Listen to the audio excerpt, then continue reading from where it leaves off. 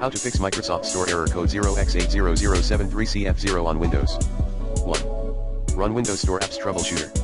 2.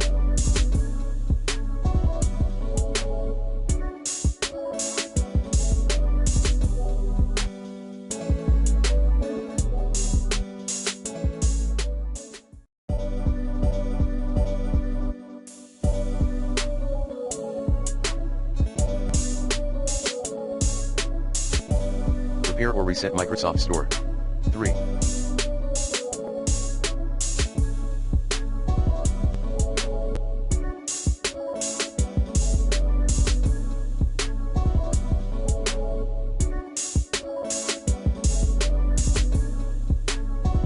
Reinstall Windows Store using PowerShell, admin mode.